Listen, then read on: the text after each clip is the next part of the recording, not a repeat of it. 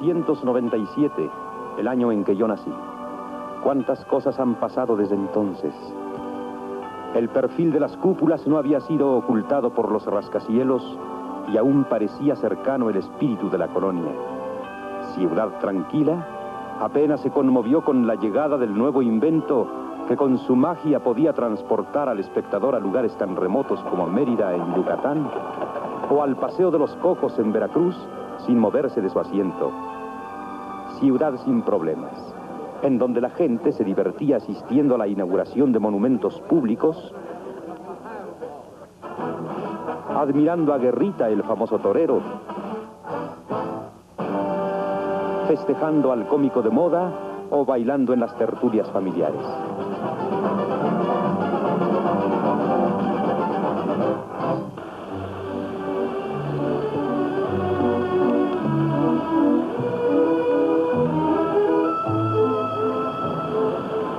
Al principiar el siglo, vivíamos cerca del Zócalo donde se concentraba el tránsito de la ciudad con los primeros trenes eléctricos, los de mulitas y las calandrias, que por 50 centavos la hora servían a un público que no tenía prisa y podía distraerse un día entero para ir hasta la Villa de Guadalupe y ascender al Cerrito, después de visitar la Basílica.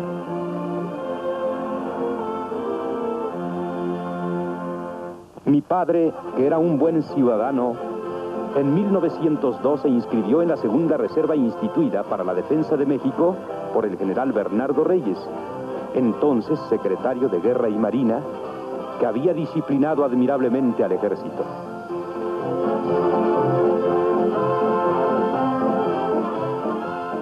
Como pudo verse en la jura de la bandera, poco antes de nuestra salida rumbo a Mazatlán, donde llegamos en pleno carnaval. Desde los balcones podía presenciarse el desfile de carros alegóricos, la multitud entusiasmada y el paso de los soldados de la guarnición. Luego, en la plaza, conocí a mi tío Luis, que pasó con un disfraz de gendarme y una bandera en la mano recordando el año 1902. Al regreso, mi madre insistió en que fuéramos a su tierra a visitar a mis abuelos, y unas veces en tren, y otras utilizando medios más primitivos, llegamos por fin a Zapotlán, en donde permanecimos hasta las tradicionales fiestas del Señor San José.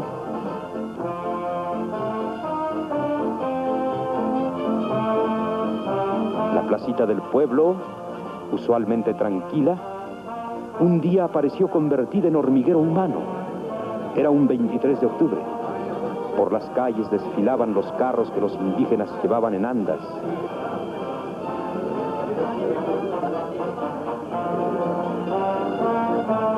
Ángeles maravillosos flotando entre nubes, alegorías sacadas de la Biblia.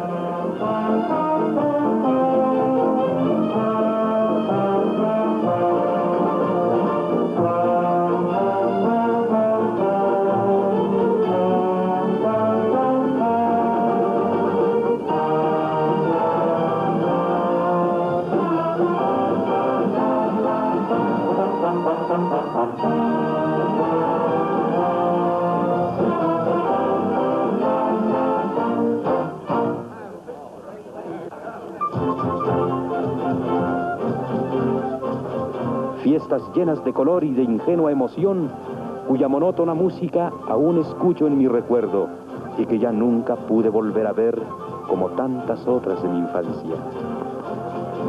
Como la de los gigantes y cabezudos en el Tívoli del Eliseo, a donde fui por última vez el día de la Covadonga en 1904, año en que el señor general Porfirio Díaz tomó posesión por penúltima vez como presidente, acontecimiento que se celebró con un desfile de carros tirados por bueyes.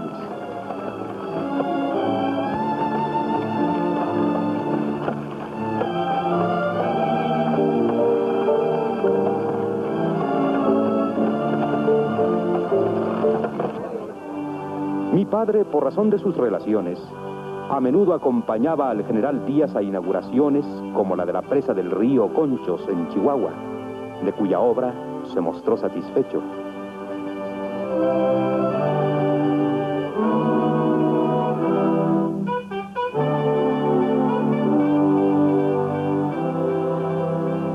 En enero de 1907 fuimos a Salina Cruz, donde el general Díaz inauguró el ferrocarril de Tehuantepec, sellando los carros que debían transportar las primeras mercancías del Pacífico al Atlántico.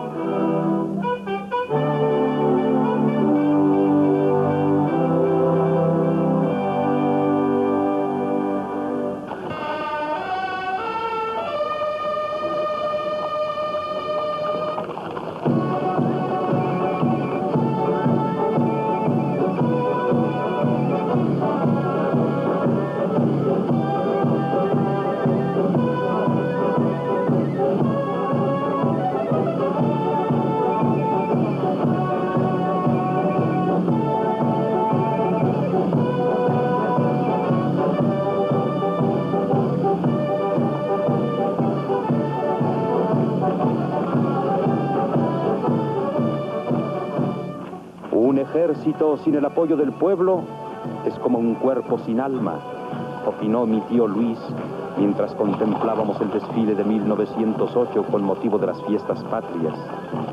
Mi padre le contestó: el deber del ejército es la defensa de los poderes constituidos.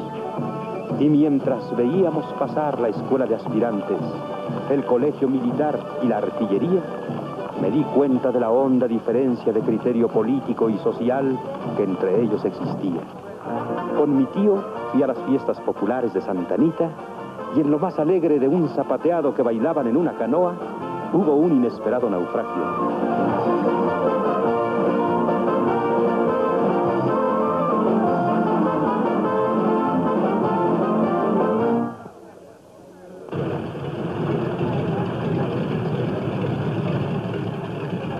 Otra vez presenciamos las primeras experiencias de la aviación en México. Brani había traído de Europa un avión y en los campos de Balbuena voló apenas por encima de nuestras cabezas, dejándonos asombrados. Un día mi padre se disgustó porque asistí con mi tío a la manifestación en honor del general Reyes, que acababa de llegar a México y cuya popularidad parecía una amenaza.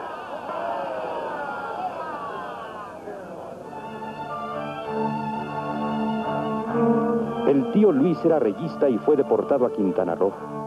En una carta a mi madre describía su salida de Veracruz, su soledad y nostalgia, su viaje por el río, la selva, el silencio. Solo pensamos en la libertad, escribía, después de la fatiga que nos deja el trabajo en la explotación del chicle.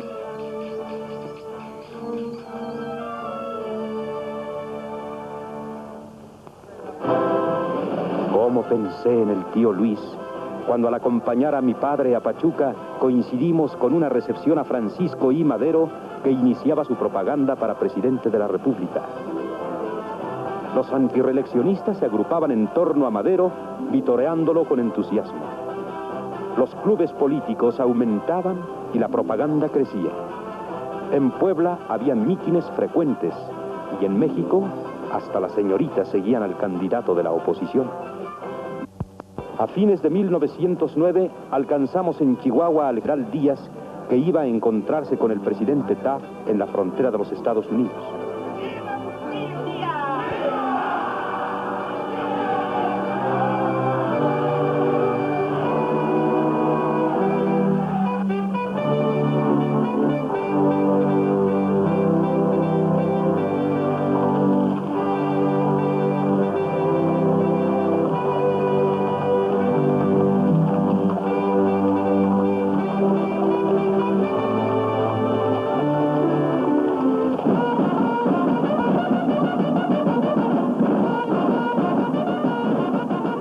Después de una visita que hizo don Porfirio al vecino país, Taft pasó al lado mexicano y tuvo lugar la histórica entrevista.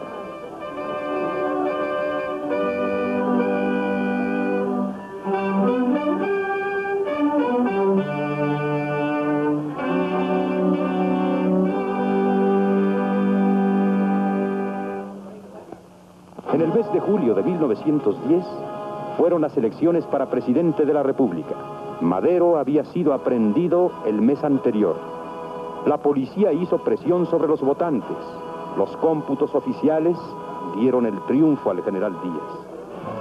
Pero toda agitación política se aplazó porque se acercaban las fiestas del centenario de la iniciación de la independencia, a las cuales fueron invitados todos los países amigos, y hubo tan brillantes embajadores especiales como el marqués de Polavieja, que llegó a bordo del vapor Alfonso XIII trayendo la representación de España y que gozó de gran popularidad. Su hermosa hija, María de los Ángeles, tuvo que permanecer en la plataforma del tren recibiendo el aplauso de los veracruzanos.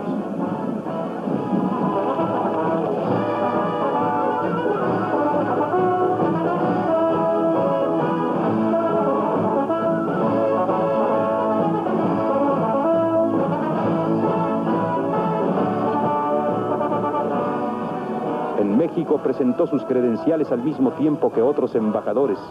Muchos de ellos, personas de gran cultura, se impresionaron grandemente con la visita que hicieron a Teotihuacán durante el Congreso de Americanistas el día 10 de septiembre.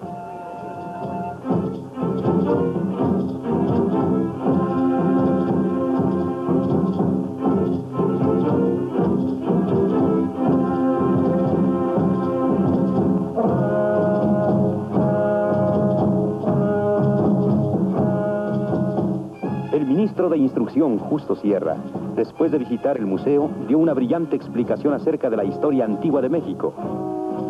El general Díaz gustaba de exaltar las figuras ilustres, y con esa idea se proyectaron monumentos de los que fueron las primeras piedras, como el de Isabel la Católica en Chapultepec, que nunca llegó a construirse. El de Washington en la Plaza Dinamarca, donde habló el embajador Wilson, y el del sabio Pasteur en el jardincito frente a la Estación Colonia. Todas las clases sociales participaron en alguna forma en las fiestas del centenario. Los niños en la jura de la bandera el día 6.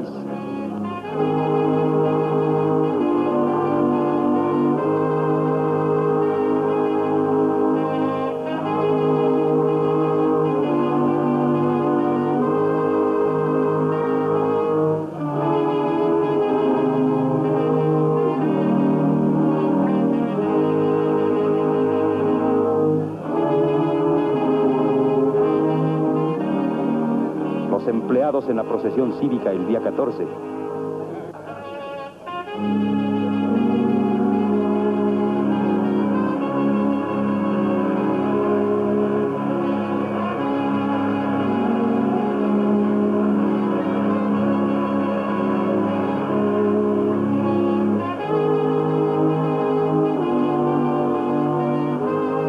Los estudiantes en la inauguración de la universidad, a la que concurrió el presidente, y en el homenaje a Josefa Ortiz de Domínguez por las alumnas de la Escuela Corregidora en la Plaza de Santo Domingo. Los militares en el gran desfile del día 16, en que los marinos extranjeros fueron la nota significativa. Argentinos, brasileños, alemanes, franceses, pasaron bajo los balcones de Palacio como un homenaje a México.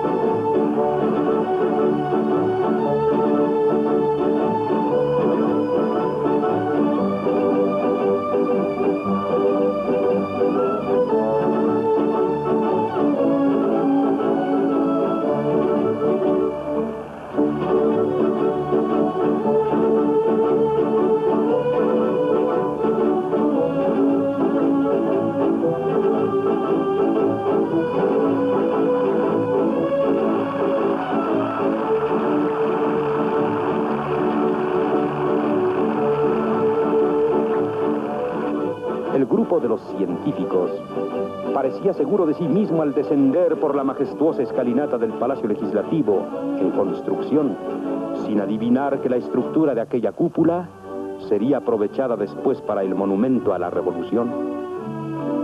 También paseó su aristocracia por los corredores del manicomio de la Castañeda en la inauguración de este edificio.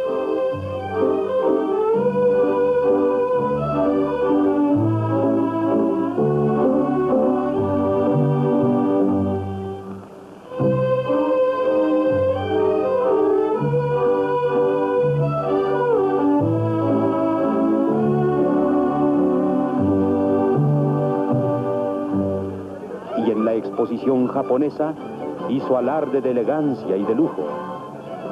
Fue un día inolvidable para las mujeres, como mi madre, que gustaba de los vestidos suntuosos y de aquellos enormes sombreros con plumas.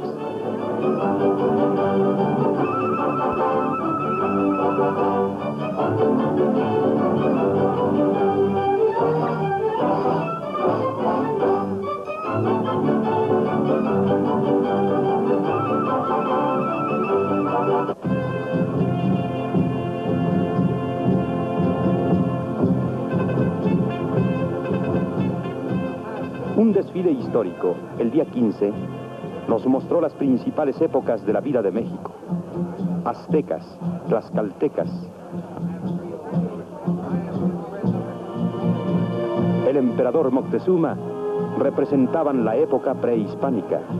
Hernán Cortés desfilaba después, era la conquista. Luego los encomenderos nos recordaban la colonia, y por fin don Agustín de Iturbide, seguido del ejército trigarante, nos llevaba hasta la independencia.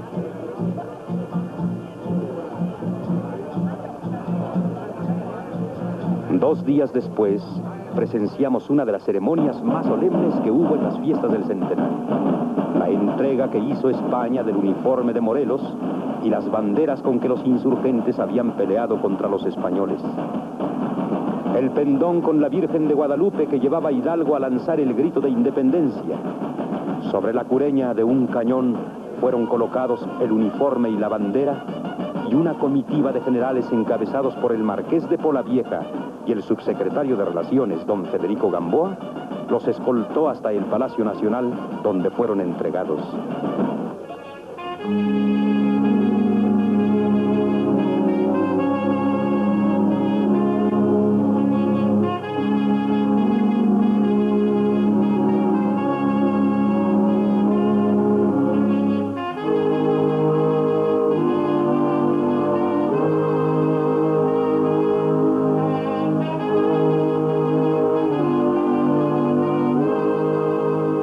También se honró al movimiento de reforma, inaugurando el hemiciclo a Benito Juárez. Tras una arenga lírica del poeta Luis G. Urbina, el presidente descubrió la placa e hizo la declaratoria.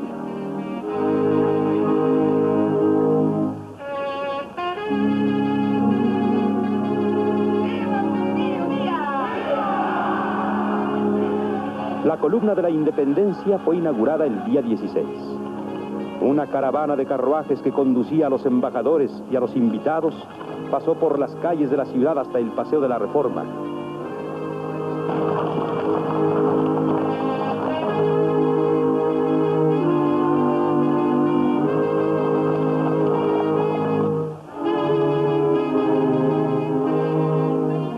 El presidente, seguido de sus ministros y diplomáticos, subió la escalinata. En un grupo escultórico estaba representado Hidalgo.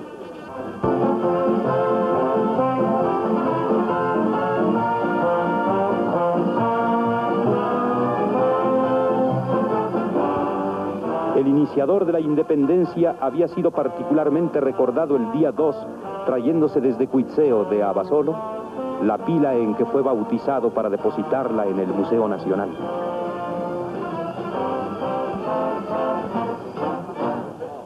La tarde del día 15, la gente desde temprano trataba de obtener los mejores lugares para oír el grito en la Plaza de la Constitución, y en la oscuridad de la noche, la iluminación del palacio y de la catedral me hicieron recordar una película que hacía poco había visto filmar en el pueblecito de Dolores Hidalgo, en que tras de tocar la histórica campana, Hidalgo enarbolaba el pendón de la Virgen de Guadalupe y seguido de los primeros insurgentes, salía del pueblecito para extender la rebelión de independencia por todo el país en 1810.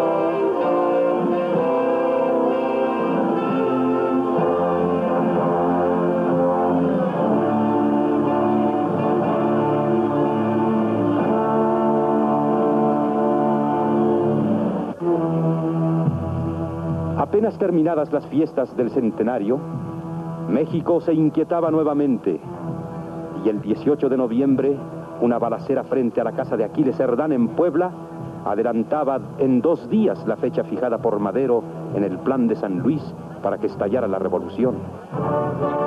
Aquiles Cerdán fue muerto y sus pequeños hijos no sospechaban la corriente de sangre que con la de su padre inundaría el país. Volvieron a ondear las banderas, incitando al pueblo a la rebelión. Las calles de los pueblos se estremecieron bajo las pisadas de los caballos. Villa se levantó en Santa Isabel. Orozco en el norte del país. Zapata se apoderó del sur.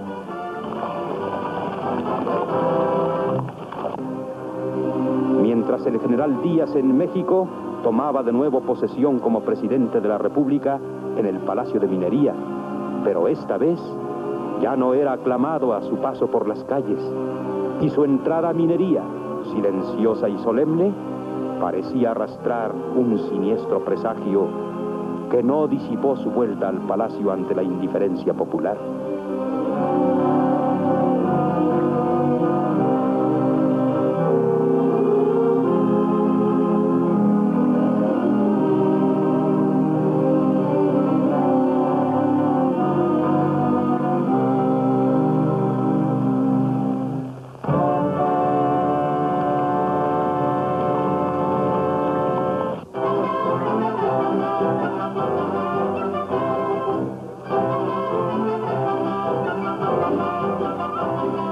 Madero era entonces la preocupación general.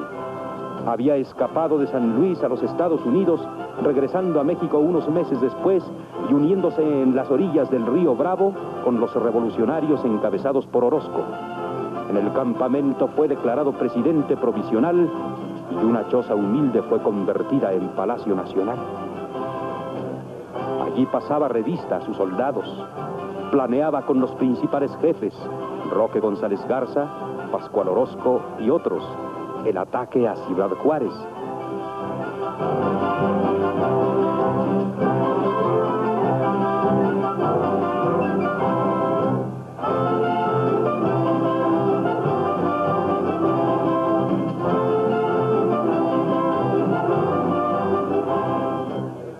Y trataba la reorganización del país con los gobernadores revolucionarios.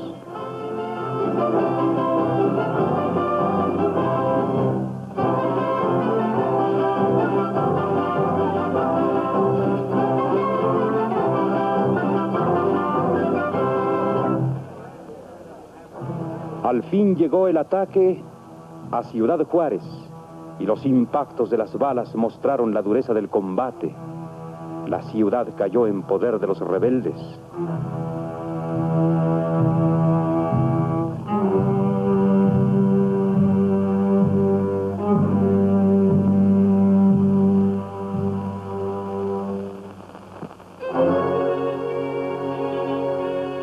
Madero visitó a los heridos y luego en el monumento a Morelos, al celebrar la victoria, exhortó a quienes lo escuchaban a secundar su actitud contra el gobierno. Poco después, Eduardo Hey se unía al grupo maderista. Ciudad Juárez veía el ir y venir de revolucionarios mientras Madero y el gobernador de Coahuila, don Venustiano Carranza, al salir del edificio de la aduana, discutían diversos problemas.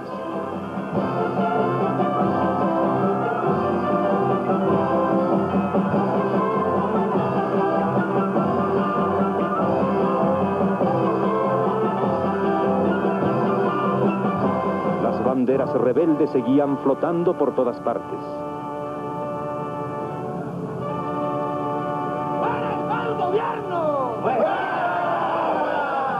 Mi padre no podía ocultar su disgusto por la caída de Ciudad Juárez. Más todavía, porque a pesar de firmarse los tratados de paz con los rebeldes, en México continuaban las manifestaciones hostiles al presidente Díaz y porque entre los oradores populares que incitaban al pueblo, encontró una vez al tío Luis, que había escapado de Quintana Roo y persistía en sus ideas contra la dictadura. Las manifestaciones eran disueltas, pero el 24 de mayo de 1911 hubo un motín frente a Palacio de tal magnitud que el general Díaz comprendió que era inútil ya la resistencia y renunció a la presidencia de la República. En las afueras de la Cámara, la gente expresaba su regocijo por la caída de la dictadura. Porfirio Díaz se despidió ese mismo día de México, saliendo rumbo a Veracruz. Allí mi padre, que decidió expatriarse, me encomendó al cuidado de tío Luis con estas palabras: quizá no regrese a mi país nunca. Quiero que mi hijo sea un buen mexicano. Y en el Ipiranga se embarcó con el general Díaz rumbo a Europa, llevándose a mi madre. Entre aquella multitud, algunos lloraban al despedir al presidente. Yo lloraba también, presintiendo que mis padres y toda una época de la vida de México se iban para siempre. El ingeniero Alfredo Robles Domínguez, delegado de Madero, fue la única autoridad en México durante las 20 horas siguientes a la salida de Porfirio Díaz. Después tomó posesión como presidente don Francisco León de la Barra, cumpliendo otra de las cláusulas de los tratados de Ciudad Juárez. Días después acompañé al tío Luis a recibir a Madero, que en el puente internacional era esperado por don Venustiano Carranza, y entre las aclamaciones del pueblo llegamos al tren especial que lo conduciría a México.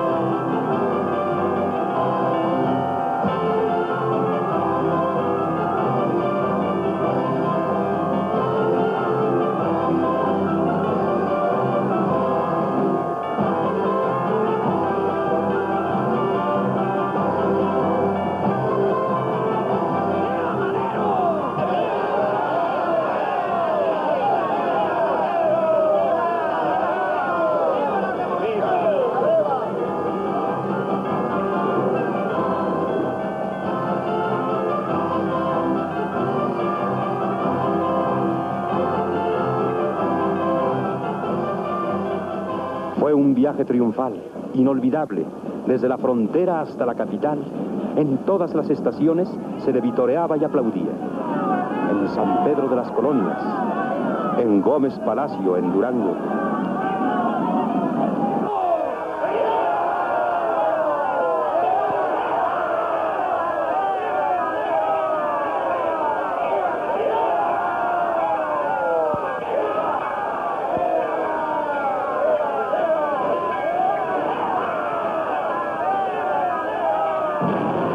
Torreón. ¡Viva Madero!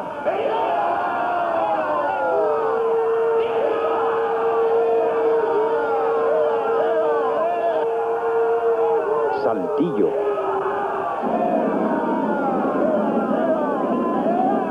Allende.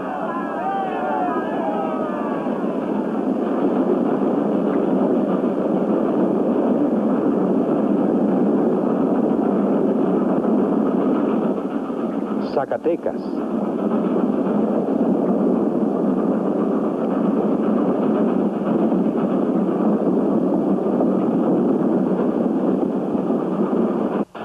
Lagos. León.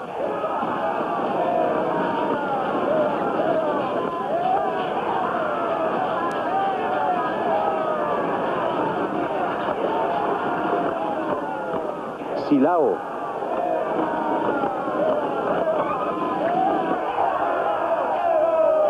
Irapuato.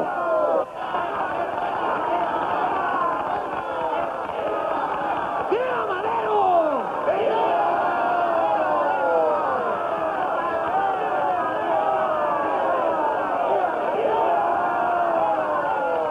Salamanca.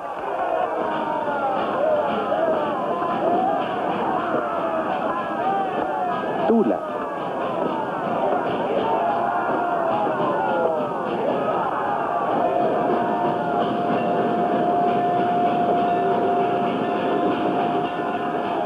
La llegada del tren a México era esperada con ansia por la multitud. Era el 7 de junio de 1911. La estación Colonia estaba pletórica.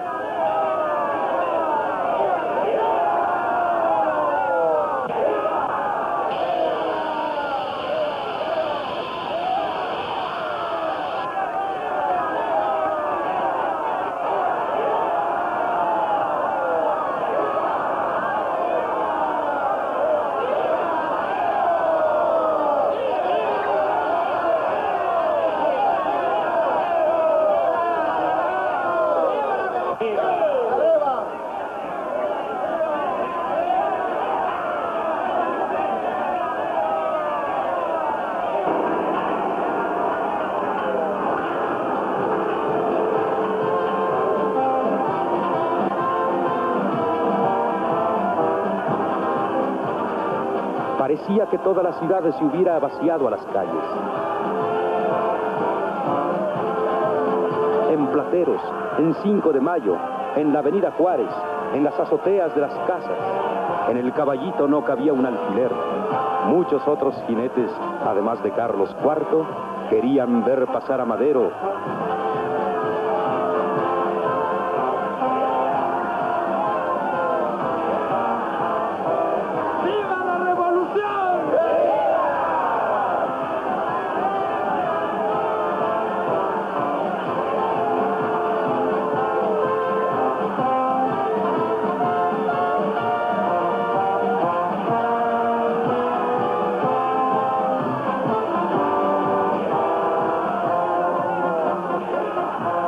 Su coche iba cerca de un carro alegórico en que un soldado federal estrechaba la mano de un revolucionario, simbolizando la nueva paz.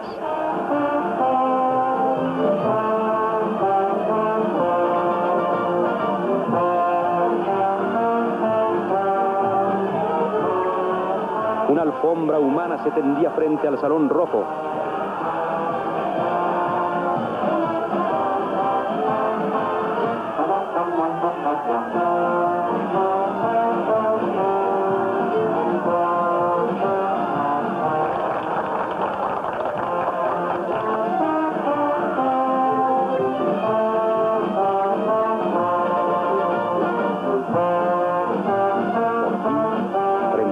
De Madero, en la colonia Juárez, la multitud ovacionó al héroe del pueblo, que poco tiempo después, comisionado por el presidente León de la Barra, fue a convencer a Zapata que debía pacificarse en el sur.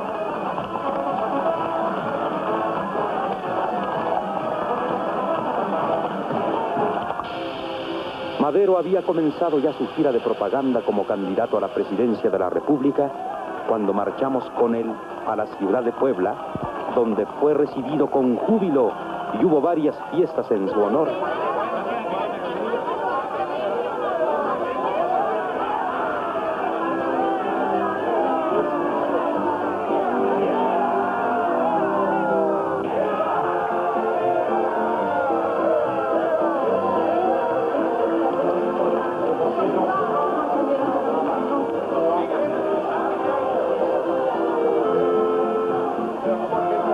En la República se hizo patente su popularidad y al llegar a México, acompañado del candidato a la vicepresidencia, licenciado José María Pino Suárez, se sabía que ya triunfaría en las elecciones.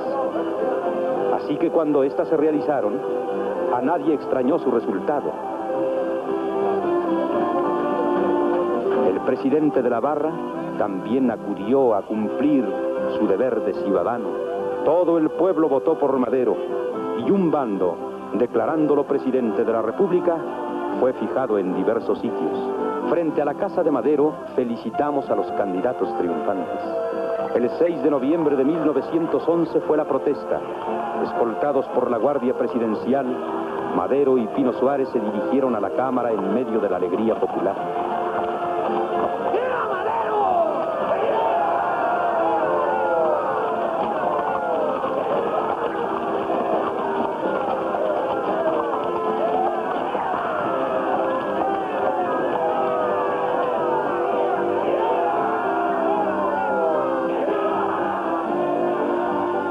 Pero la paz duraría muy poco. A los pocos días de haber tomado posesión, el 25 de noviembre, Emiliano Zapata firmó el Plan de Ayala, lanzado por la Junta Revolucionaria del Estado de Morelos contra el gobierno de Madero.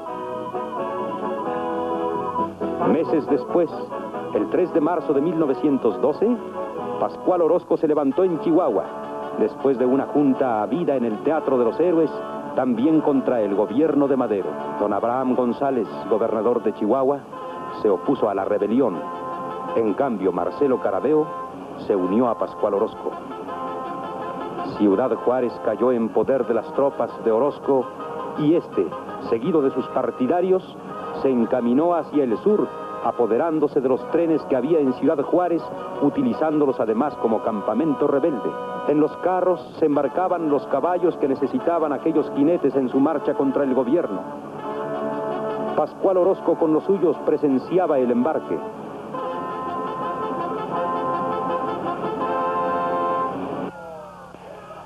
Los colorados se preparaban a conquistar las plazas más importantes del sur, mientras los federales se dirigían hacia el norte bajo el mando de Victoriano Huerta, nombrado jefe de las fuerzas que deberían combatir a Orozco.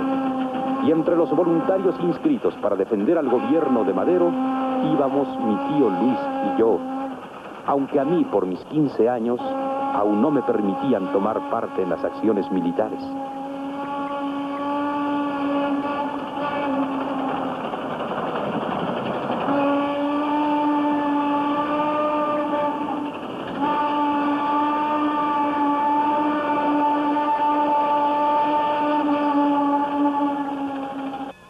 Desembarcamos cerca de Bachimba para iniciar el combate contra Orozco. Los puentes que los rebeldes habían volado tenían que ser reconstruidos. Huerta presenció la marcha de las tropas que atravesaron el río de San Pedro.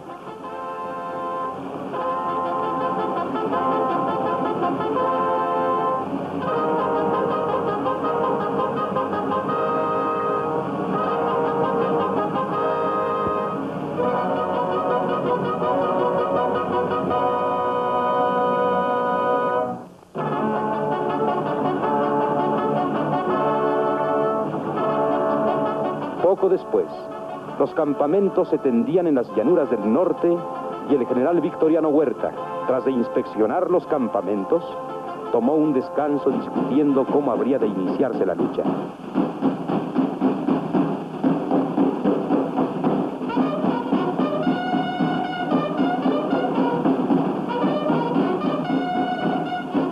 Al día siguiente, el general Rubio Navarrete estudiaba las posiciones que debía tomar el ejército.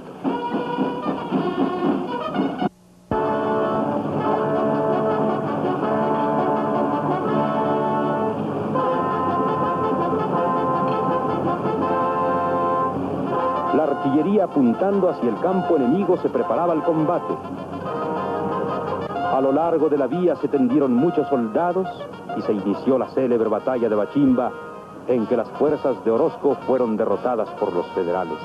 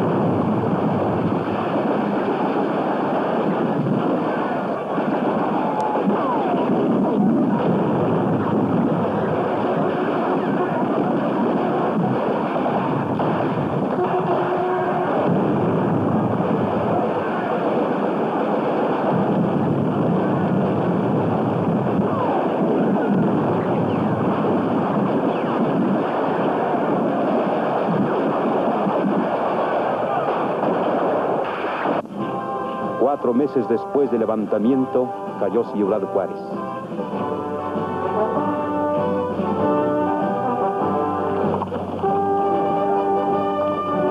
Algunos oficiales festejaron con el tío Luis el triunfo, brindando por el éxito del gobierno de Madero, mientras el general Huerta se dirigía a rendir parte sobre el resultado de la batalla.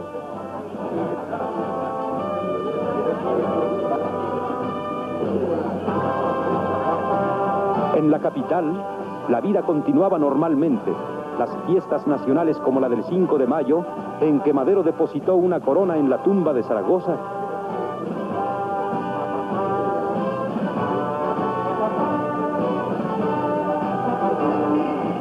y las de septiembre, en que las calles de la ciudad fueron adornadas con arcos triunfales, hacían olvidar de momento a la gente que la agitación revolucionaria continuaba en el país.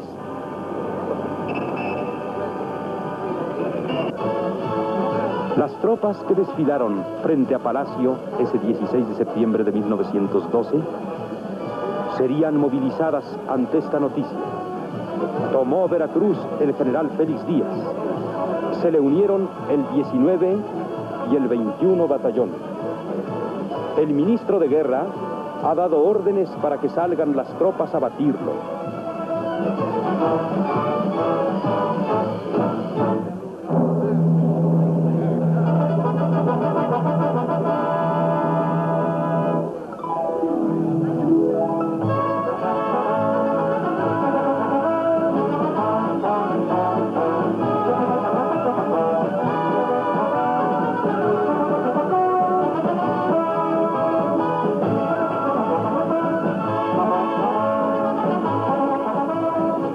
Al mando del general Joaquín Beltrán, partieron las tropas rumbo a Veracruz y desembarcaron en Tequería.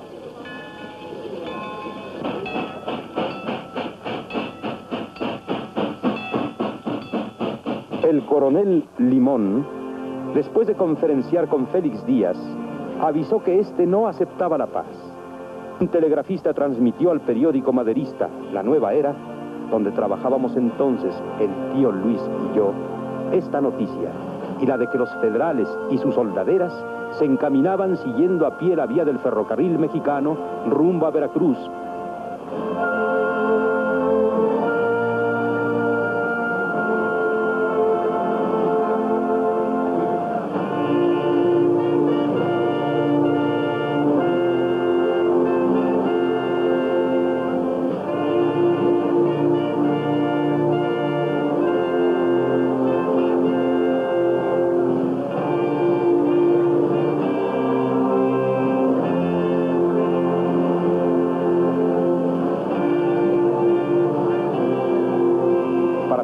En los médanos en donde iba a iniciarse la lucha.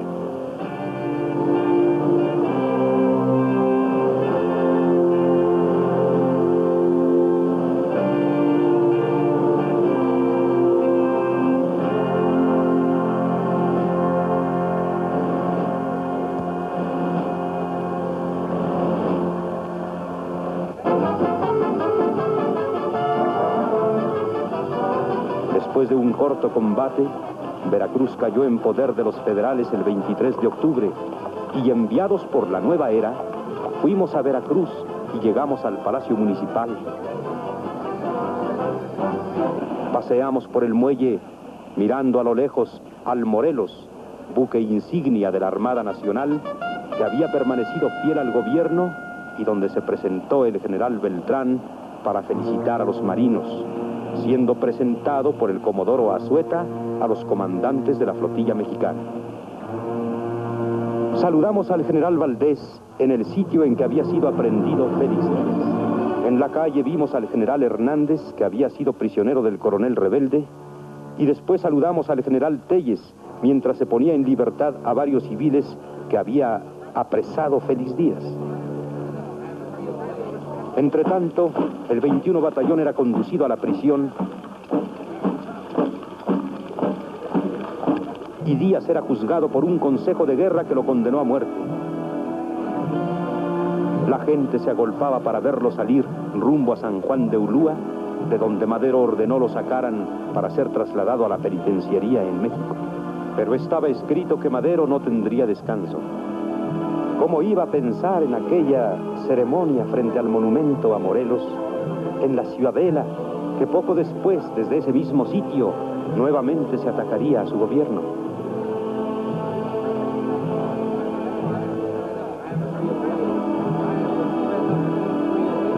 El 9 de febrero de 1913, la ciudad dormía cuando los aspirantes de la escuela de Tlalpan se apoderaron de las torres de Catedral y las fuerzas de Tacubaya, capitaneadas por el general Mondragón, iniciaron el movimiento contra Madero. Otras fuerzas rebeldes incendiaron la prisión militar de Santiago para libertar al general Bernardo Reyes, que estaba allí acusado de sedicioso, y Félix Díaz fue liberado también de la penitenciaría. Al frente de sus partidarios se dirigieron ambos al Palacio Nacional y fueron derrotados, muriendo allí el general Reyes y retirándose los rebeldes a la Ciudadela.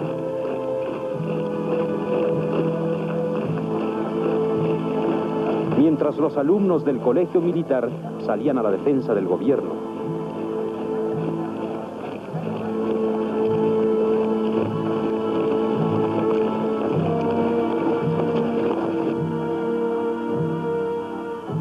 Había comenzado la decena trágica.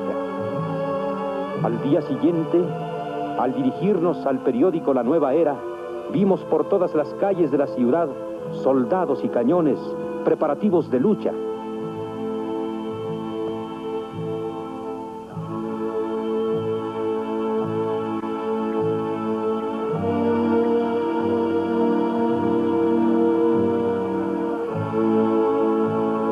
El general Victoriano Huerta fue nombrado comandante militar de la plaza.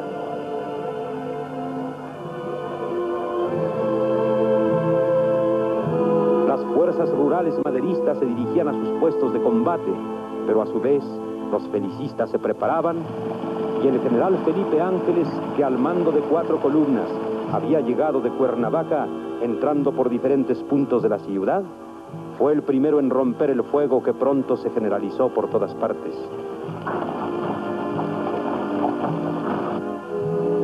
Las calles estaban desiertas. Apenas se deslizaba uno que otro curioso.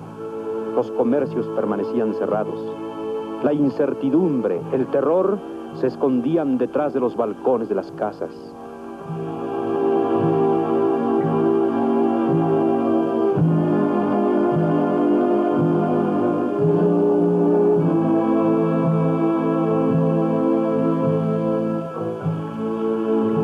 El Zócalo parecía un gran cementerio.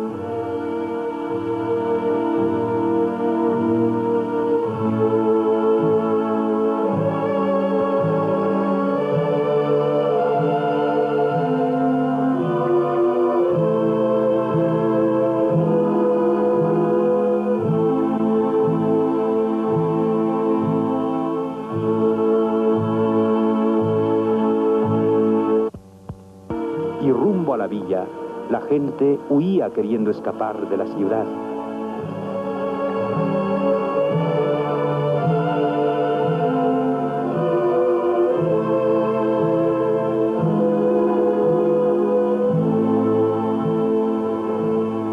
personalmente vigilaba las maniobras y los oficiales estudiaban y señalaban los puntos más vulnerables del enemigo. Un cañonazo hizo volar la torrecilla del edificio que hoy ocupa la 6ª Delegación de Policía, ocupado por felicistas. El estruendo de los cañones se escuchaba por todas partes.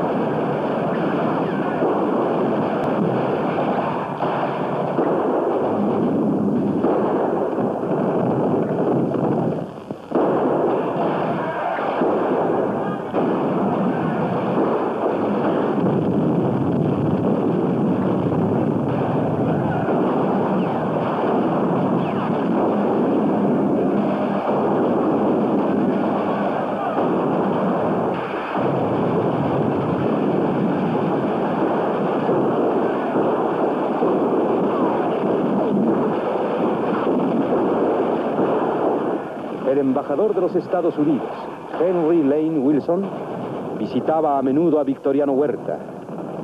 La bandera americana era respetada por los contendientes y Victoriano Huerta, el hombre en quien Madero había hecho descansar la confianza del gobierno, a las 3 de la tarde del día 18 de febrero hizo causa común con los rebeldes arrastrando al ejército. Inmediatamente se esparcieron por la ciudad las órdenes de cesar el fuego y los cañones enmudecieron.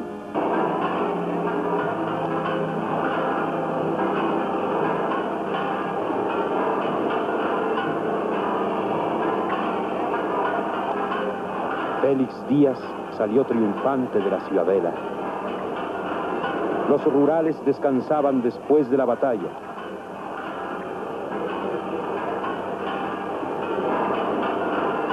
La cárcel de Belén mostraba un tremendo boquete por donde los presos habían escapado. Las improvisadas trincheras quedaban abandonadas y los combatientes se alejaban de sus puestos.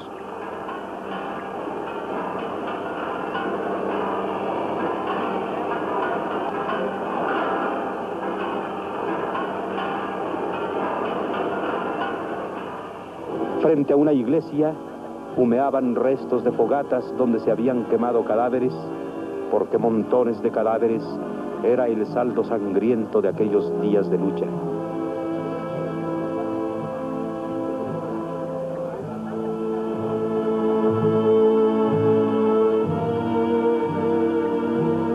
El 19 de febrero, cuando nos dirigíamos a nuestro trabajo, grandes llamaradas nos sorprendieron a lo lejos. La nueva era fue incendiada por los felicistas, convirtiéndose en un hacinamiento de ruinas. Y ruinas había por toda la ciudad. Casas cañoneadas, postes caídos, edificios totalmente destruidos. La torrecita del Campo Florido, la 6ª Delegación, el Consulado del Japón, la Asociación Cristiana de Jóvenes,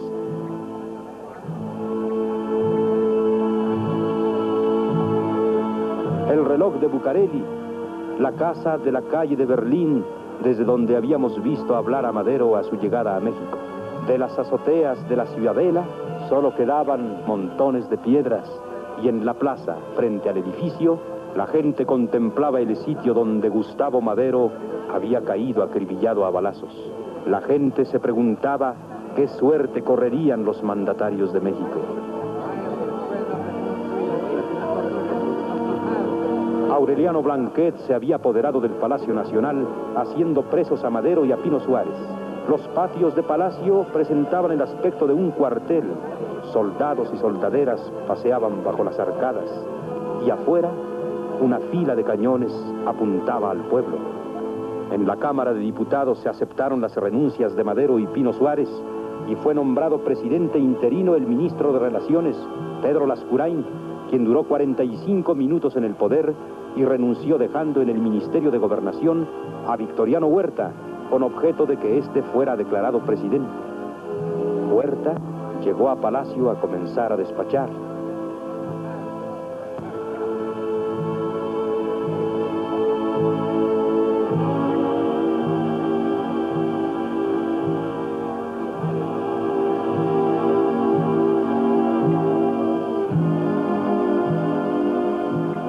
Y a la mañana siguiente, mientras salían los ministros del nuevo gabinete, después de haber presentado su protesta en elegantes carretelas o en automóviles, penetraban los diplomáticos que iban a presentar sus credenciales al nuevo presidente.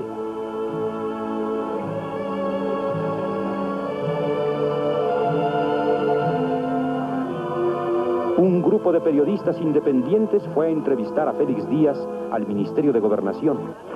Félix Díaz salió de ahí rodeado de sus partidarios y en son de triunfo caminó hacia el Palacio Nacional. Una gran bandera con crespones negros rememoraba la muerte del general Bernardo Reyes en el primer día de la decena trágica.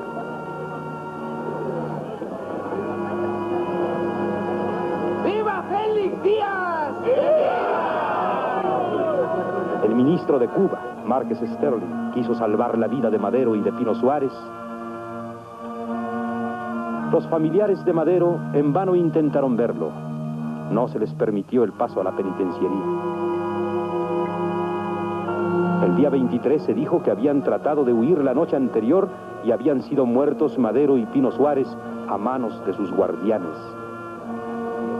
En las espaldas de la penitenciaría, algunos hombres del pueblo, después de colocar pequeños montículos en donde se veía aún sangre, contemplaban el sitio en que habían sido asesinados los que días antes eran sus gobernantes. Después llegó una carroza fúnebre y los ataúdes fueron colocados en ella para ser conducidos al lugar donde ya no los inquietaría ni la política ni las pasiones.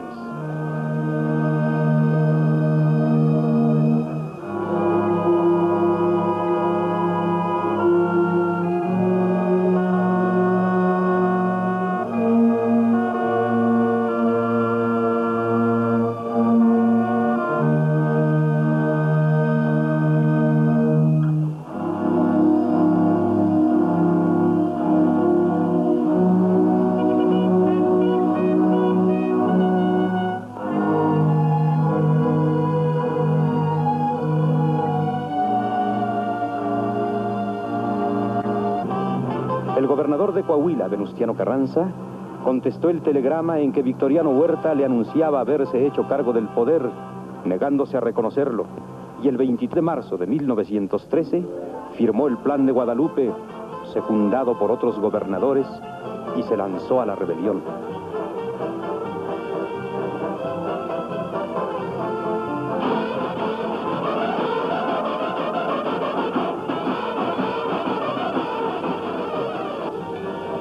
Su hermano, Jesús Carranza, se dirigió a Monclova a bordo del primer tren capturado, apoderándose de la plaza.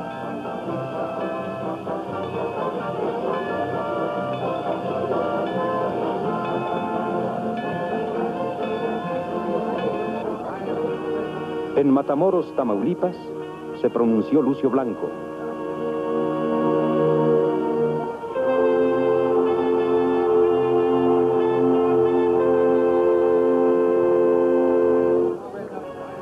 El reparto agrario de Lucio Blanco fue tal vez el primero que se hizo en la República.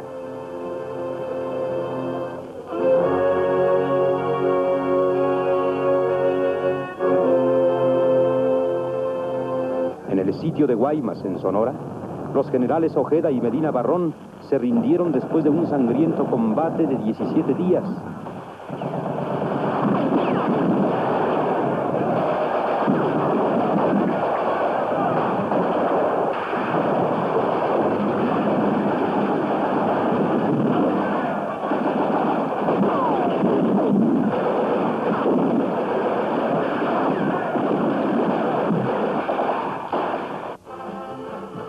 Mientras la revolución constitucionalista avanzaba, en la Ciudad de México se celebraba el 16 de septiembre con gran esplendor. Los paraguas ondulaban cubriendo la multitud. Al iniciarse el desfile, la fastuosidad de los uniformes nos llevó a recordar los desfiles de la dictadura. Tampoco este ejército tenía el apoyo del pueblo.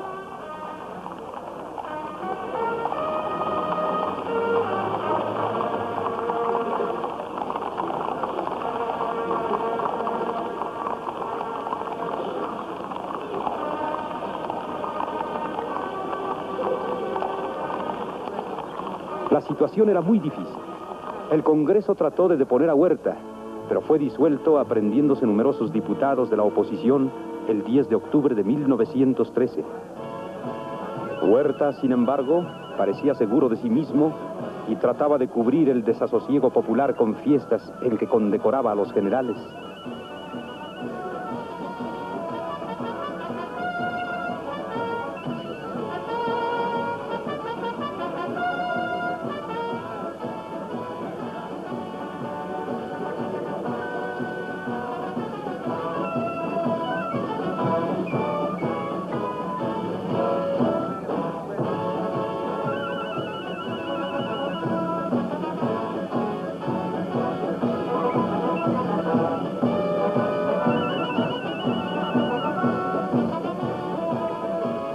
Pero sus discursos no resonaban en el corazón del pueblo mexicano.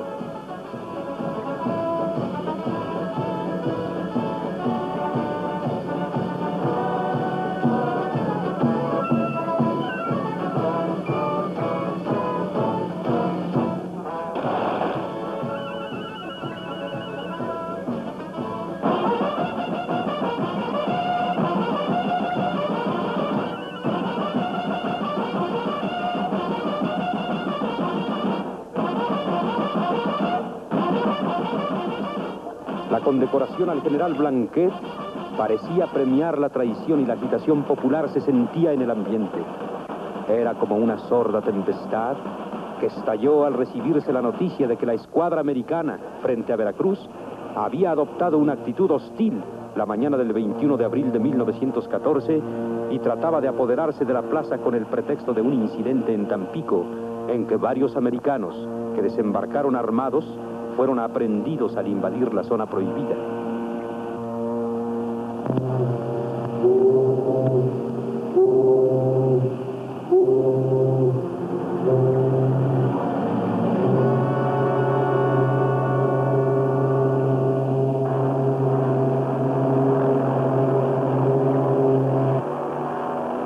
Los hidroaviones volaban amenazadores sobre Veracruz.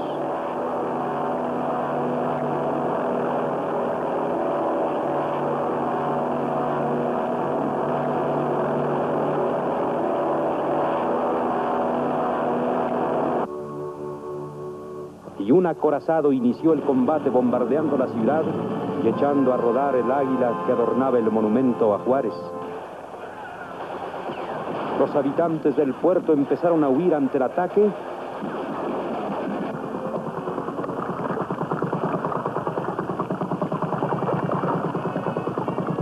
y a los 2 días de lucha, la bandera americana ondeaba sobre los principales edificios de la ciudad y los campamentos se tendieron a lo largo de la plaza y frente al edificio de Faros.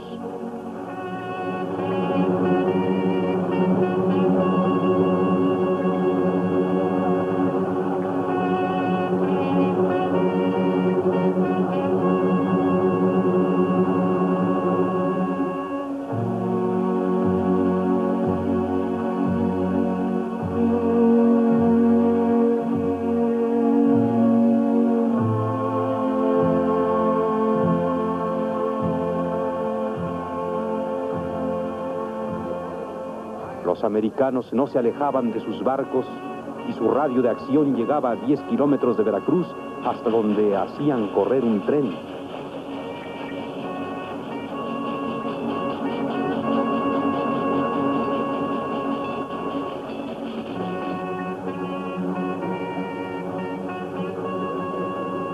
El entierro del teniente Azueta, uno de los defensores de Veracruz, fue solemne. Herido en la batalla, se negó a recibir los auxilios médicos de los americanos que sin embargo accedieron a que se le hicieran honores de héroe.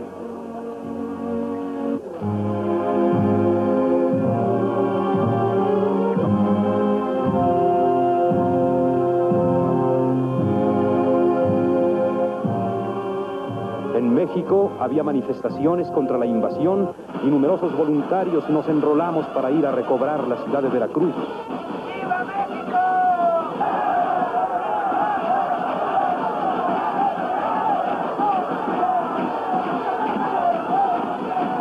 ¡Viva México!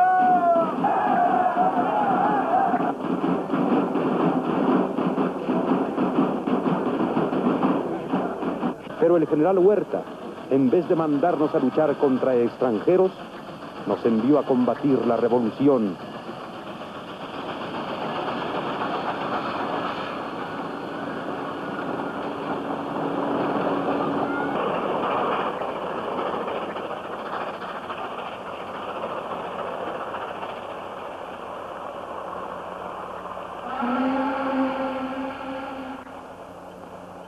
Y naturalmente nos volvimos contra su gobierno, y los constitucionalistas acrecentaron su poder, y el avance continuó hacia el sur, mientras Villa, con sus hombres en el norte, y Zapata con los suyos, reforzaban el movimiento contra Huerta.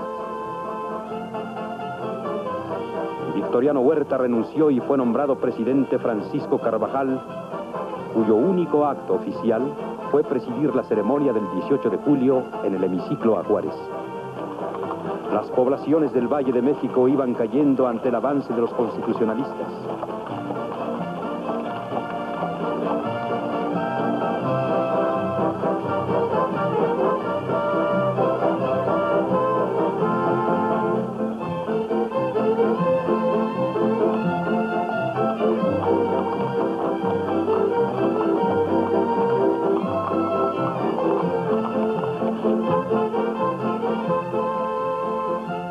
Los trenes repletos de soldados se acercaban a la capital.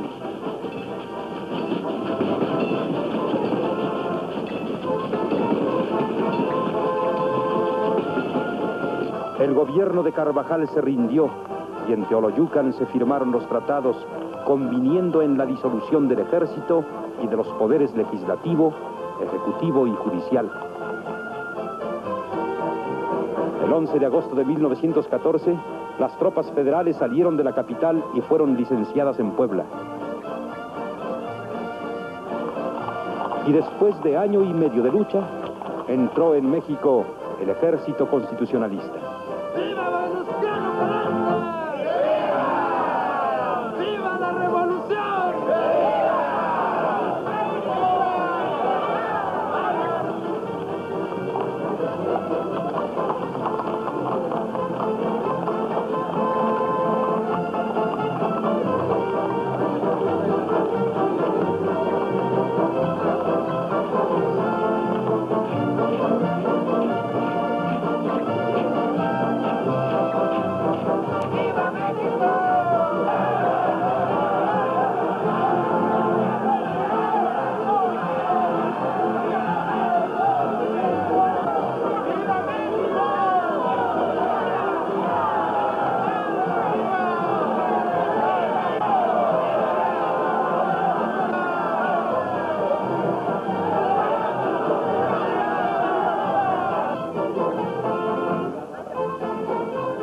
La ciudad vitoreó a los jefes de la revolución y la bandera que llevaba el presidente Madero el día del cuartelazo le fue entregada a Venustiano Carranza por el obrero Jesús Rodríguez.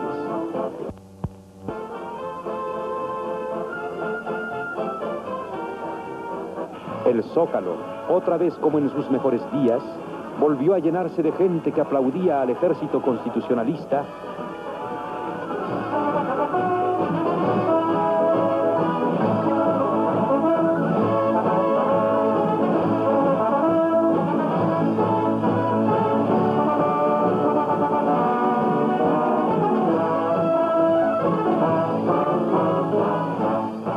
Y con un banquete los jefes de la revolución celebraron el triunfo.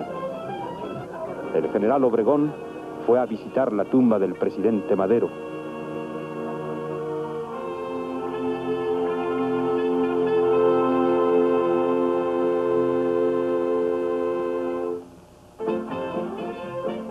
Villa y Zapata no estaban de acuerdo con Carranza y surgió la idea de una convención que se llevaría a efecto en una ciudad declarada neutral. Esta fue Aguascalientes. Ahí el tío Luis decidió seguir a Villa.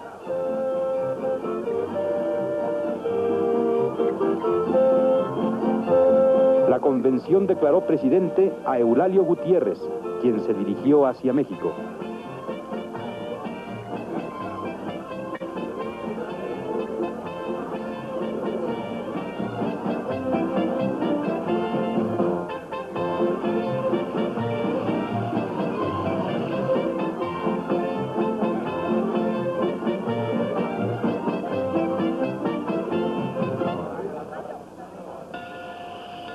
Don Venustiano desconoció el nombramiento de la convención y trasladó la capital a Veracruz. Yo, que no estaba de acuerdo con lo que había hecho el tío Luis, seguí al primer jefe. En Veracruz, Carranza logró que las fuerzas de los Estados Unidos desocuparan la ciudad el 23 de noviembre de 1914.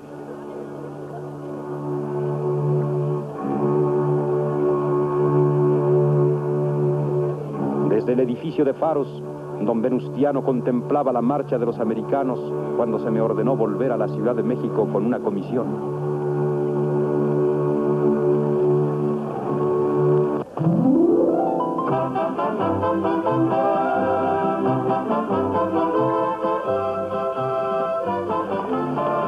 Y días después entraron los villistas y los zapatistas a la capital. ¡Viva Villa! ¡Viva Zapata! ¡Viva Emiliano Zapata! ¡Viva la revolución! ¡Viva Pancho Villa! ¡Viva Francisco Villa!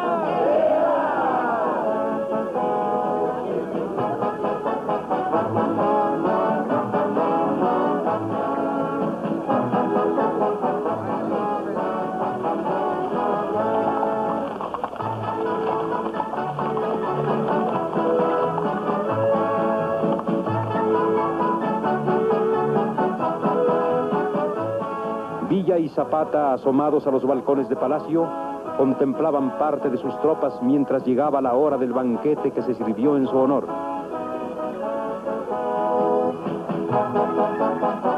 Zapata, Eulalio Gutiérrez, Villa, Vasconcelos, el doctor Silva ocuparon en la mesa los sitios principales.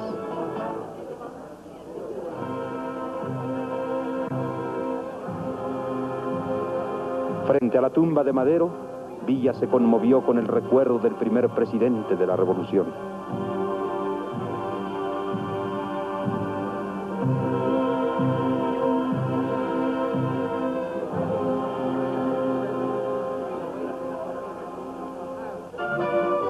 Poco tiempo después, mientras Zapata abandonaba la Ciudad de México, el tío Luis me recriminó el haber tomado el partido de Carranza y tuvimos un altercado.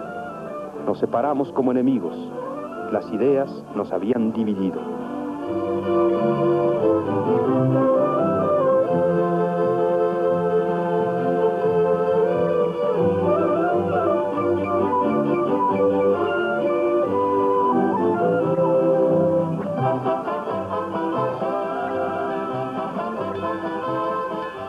Y como nosotros, se había dividido todo el país ese año terrible de 1915. Zapatistas, villistas, carrancistas, caos económico, puentes destruidos, vías destrozadas, miseria, muerte.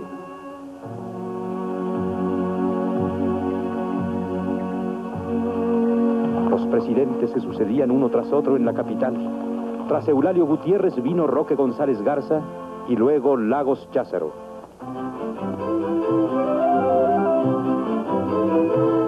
Hasta que la derrota de Francisco Villa en Celaya acrecentó la fuerza de Carranza.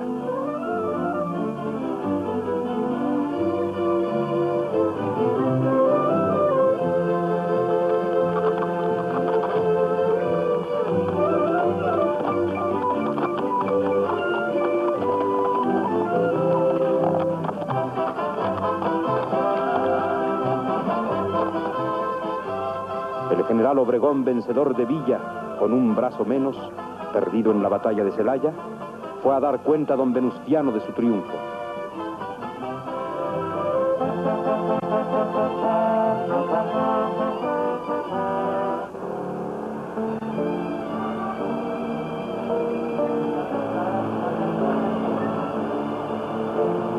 La noticia de la muerte de Porfirio Díaz en París el 2 de julio de 1915 llegó pronto hasta nosotros.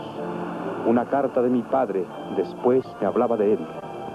La última vez que lo vi pasear con doña Carmelita para dirigirse al bosque de Boulogne, que tanto le recordaba a Chapultepec, medité en nuestro destierro y en el triste destino de un hombre que olvidó sus propias palabras.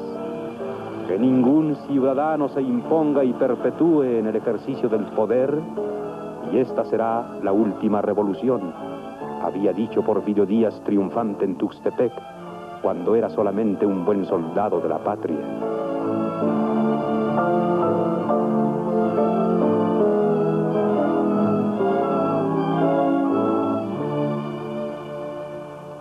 Pero la última revolución era la que continuaba frente a las puertas mismas de la Ciudad de México, hasta que tras de la batalla de Cerro Gordo, los carrancistas se apoderaron de la capital. Pareció que Carranza había logrado dominar las facciones y reorganizar el gobierno. En Querétaro convocó a un Congreso Constituyente en 1917, declarándose esa ciudad capital de la República e instalándose en ella la Secretaría de Guerra, a cuyo frente quedó el general Obregón.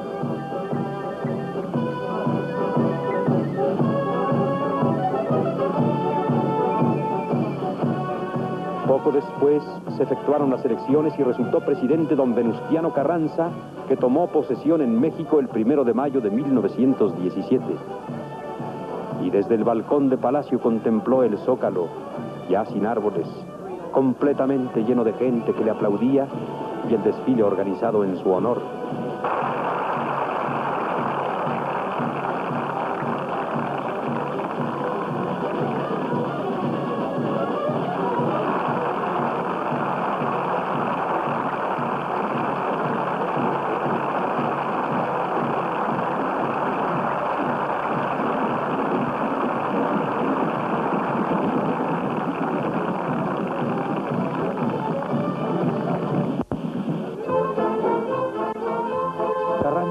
Era un hombre sencillo. A menudo lo acompañé a diferentes sitios. Anduve cerca de él y de sus ministros. Fuimos a banquetes, a paseos, a distintas ceremonias.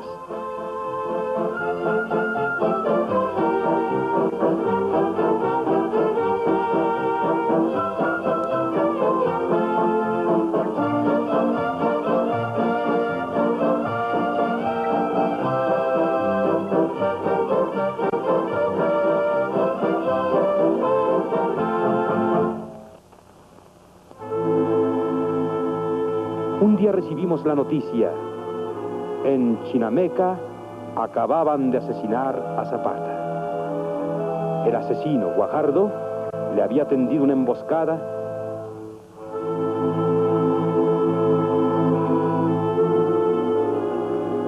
y en una humilde tumba quedó enterrado uno de los hombres más populares de la revolución. Desmoralizados sus partidarios a las órdenes del general Ayaquica, poco después se rindieron a Pablo González en Atlisco. ¿Qué diferencia de aquel entierro con el de Amado Nervo, que falleció en Montevideo el 24 de mayo de 1919, ocupando el cargo de embajador de nuestro país? El cadáver traído a bordo del crucero Uruguay fue trasladado a México, depositándose el cuerpo en la Secretaría de Relaciones, de donde fue llevado a la rotonda de los hombres ilustres en el Panteón de Dolores.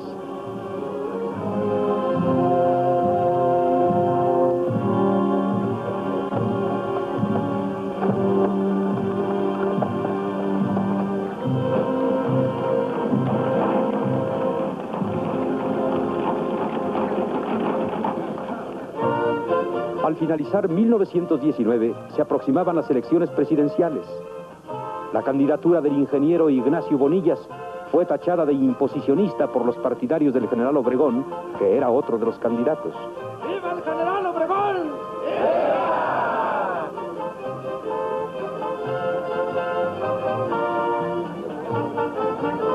Cedió entonces la inquietud política y en abril de 1920 se proclamó el Plan de Agua Prieta, figurando en él principalmente el general Plutarco Elías Calles. Al mes siguiente, las tropas de Obregón entraron por diversos rumbos de la ciudad, mientras las fuerzas de Sidronio Méndez ocupaban el Palacio Nacional.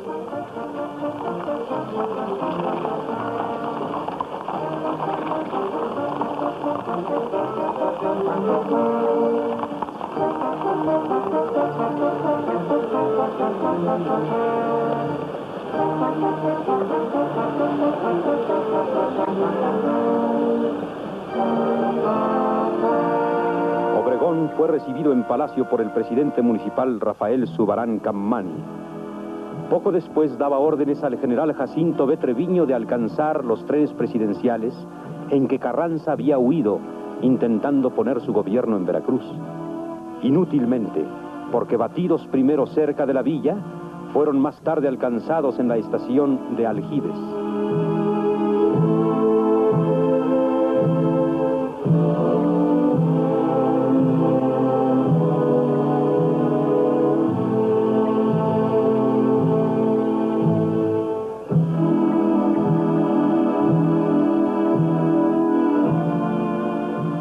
El presidente logró huir a caballo, pero fue asesinado en la ranchería de Tlaxcalantongo y los trenes quedaron totalmente destruidos.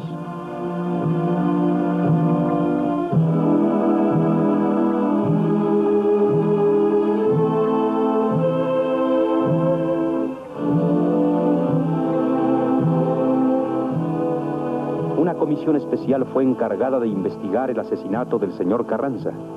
Gran cantidad de gente acudió a recibir el cadáver del presidente, que fue transportado a su casa para ser velado.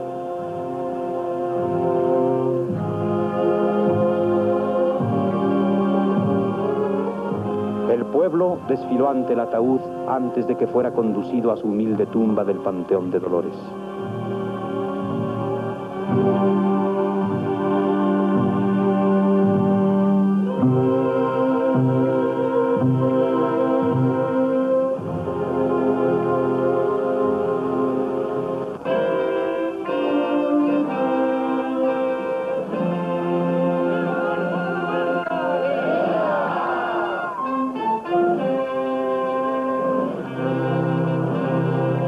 De Carranza, fue nombrado presidente interino Adolfo de la Huerta.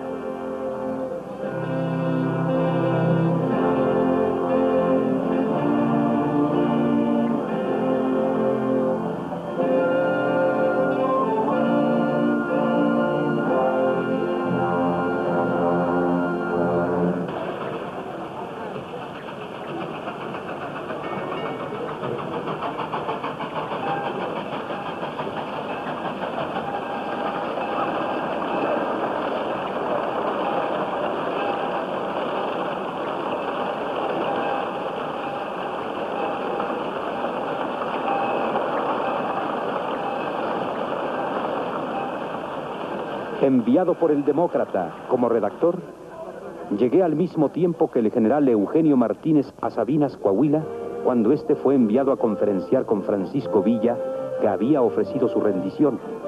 Allí encontré al tío Luis y nos reconciliamos.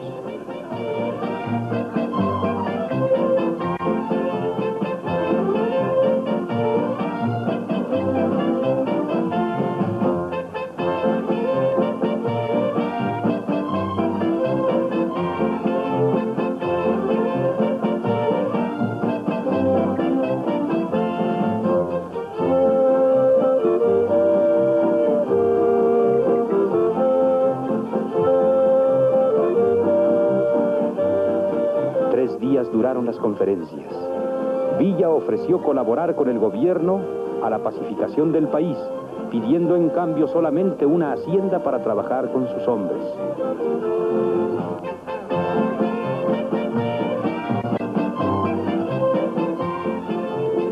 El general Martínez se despidió ofreciendo que la petición sería bien acogida. Elegido como presidente el general Obregón, protestó el 3 de diciembre de 1920. Y en septiembre del año siguiente, el centenario de la consumación de la independencia, se celebró en México con diversas fiestas, combates de flores, caripeos,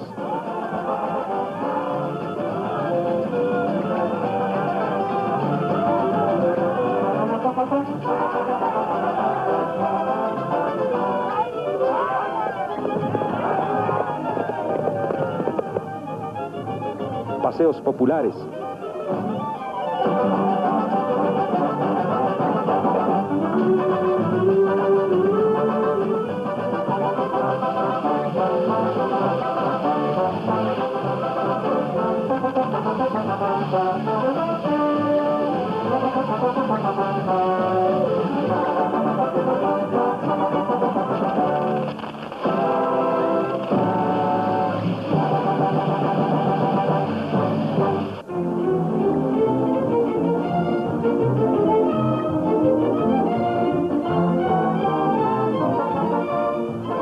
kermeses,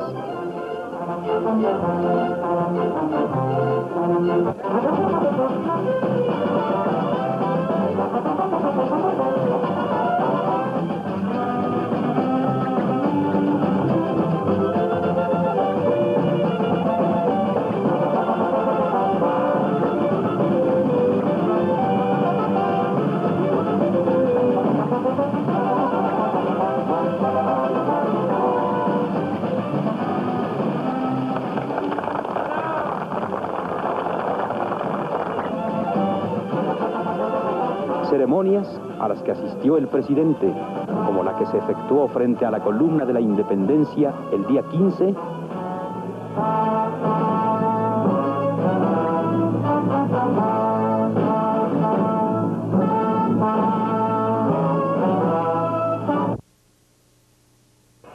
o como las del día 16, en que en la mañana depositó unas coronas ante las cenizas de los héroes de la Independencia en Catedral.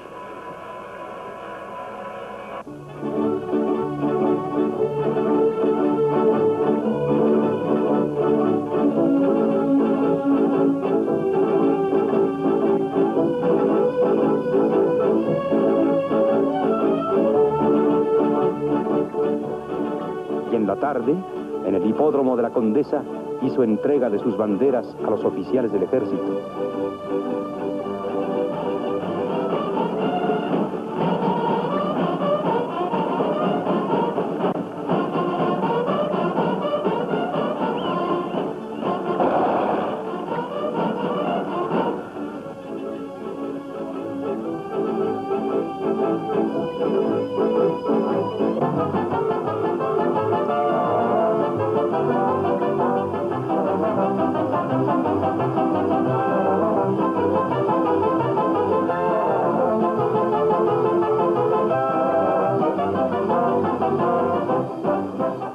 Desfiles como el de carros alegóricos, en que mereció el primer premio la Compañía de Luz y Fuerza, con un carro que llevaba un paisaje de la caída de agua de Necaxa, y en su parte posterior la Plaza de la Constitución de México, y se lució en un carro especial la India Bonita, María Viviana Uribe, elegida como la más bella entre las de su raza.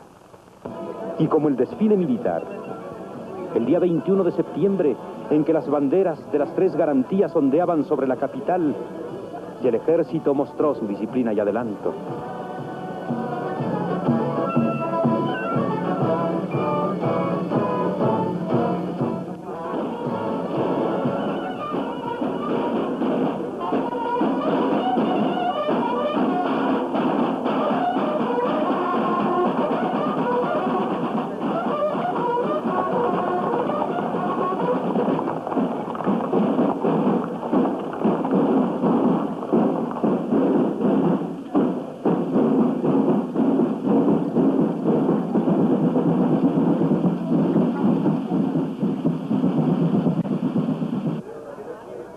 Corridas, como la famosa del centenario, en que Gaona cosechó como siempre tempestades de aplausos.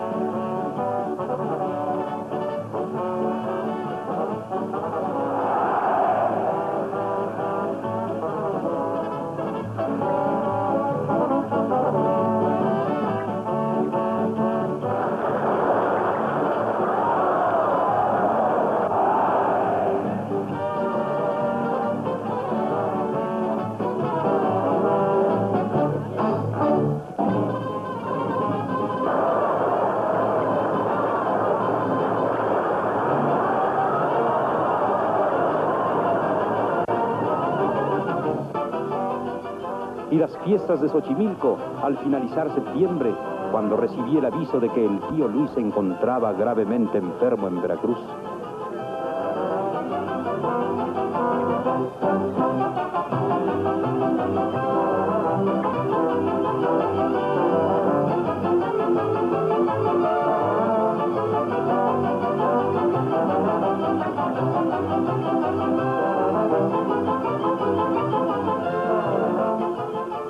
Hacia allá me dirigí y estuve varios meses, hasta su muerte. Salí de Veracruz cuando se efectuaba una manifestación del sindicato de inquilinos que se negaban a pagar la renta. Su líder, Herón Proal, fue a dar a la cárcel.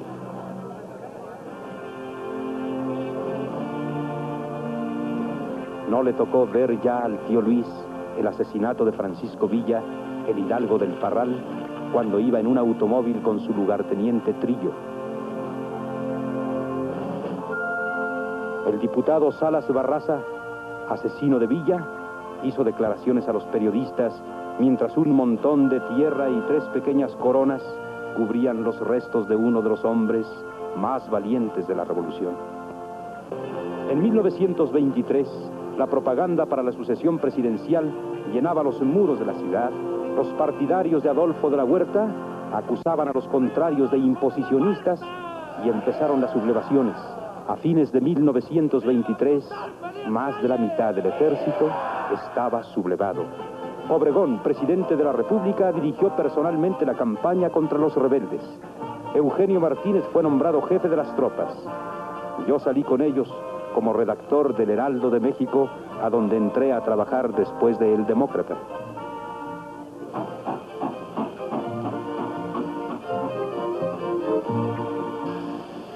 Después de la ocupación de Panzacola, se dispuso el avance sobre Puebla y bajo las faldas de los volcanes se efectuó el combate, huyendo los rebeldes y quedando la ciudad en poder del gobierno.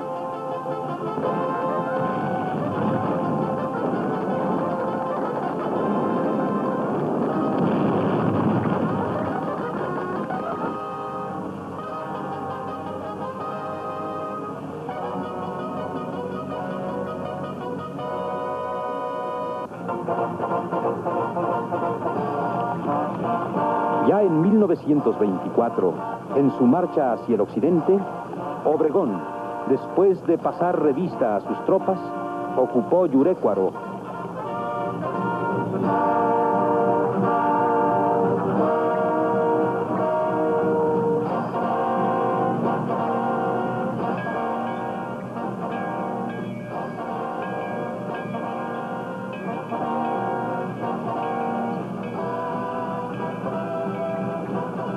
Y continuó hacia Ocotlán, donde se habían hecho fuertes los rebeldes, que fueron vencidos frente al río Lerma después de una sangrienta batalla.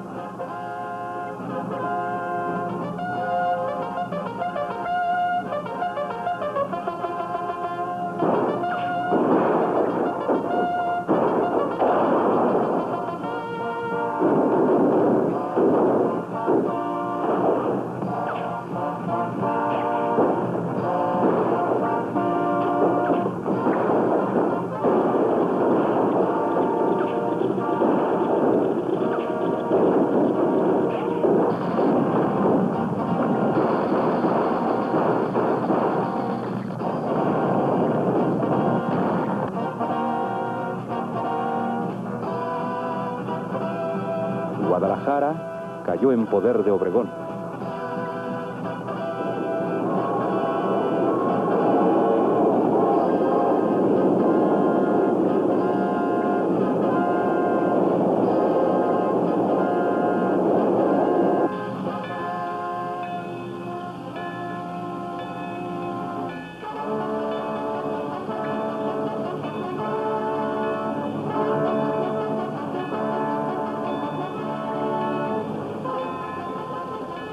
Eugenio Martínez casi simultáneamente entraba a Veracruz.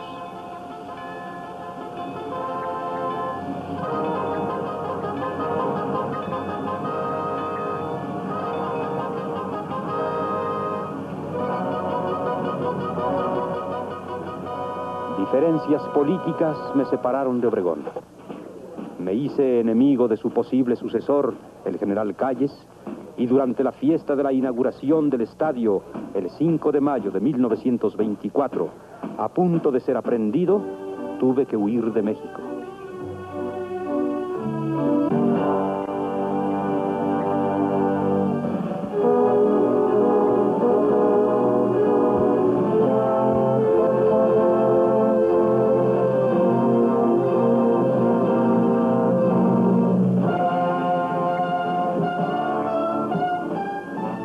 Plutarco Elías Calles,